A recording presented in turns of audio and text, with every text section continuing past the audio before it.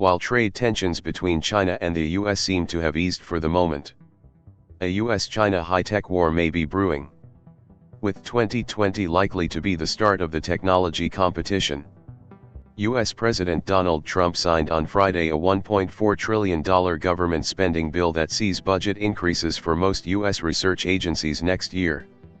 According to details previously released from the final 2020 spending bill, Congress agreed to give science-related agencies much more money than the cuts Trump had sought in his 2020 budget request.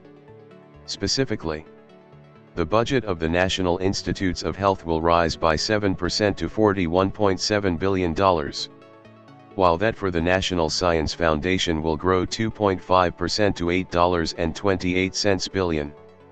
The budget for the Department of Energy's Office of Science is up 6.3% to $7 billion. Despite disagreements over military spending among Democrats, Republicans and the White House, their attitudes toward enhanced support to scientific and technological advances seem to be in line.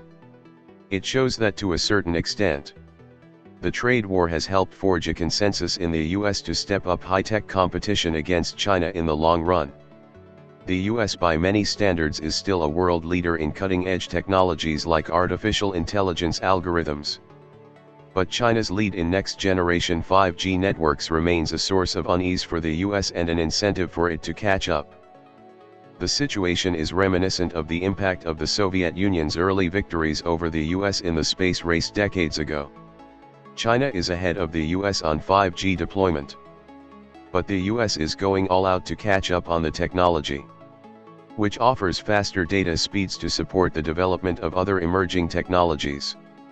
While the past year saw the Trump administration crack down on Huawei, the world's largest 5G equipment supplier in terms of market share, citing national security risks, 2020 is expected to see the US government begin the development of its own 5G network in full scale to close the gap.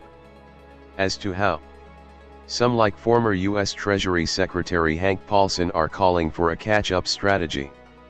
Given the fact that the US still has no major domestic manufacturers of 5G equipment, others see the potential merger between T-Mobile and Sprint as an inevitable way to compete with China on 5G deployment, like the US on 5G. The same logic goes for China's catch-up in other high-tech aspects.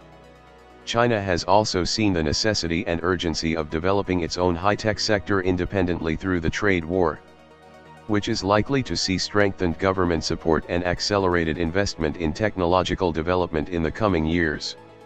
In that sense, the US-China trade war may be just a prelude to their high-tech war in the long run.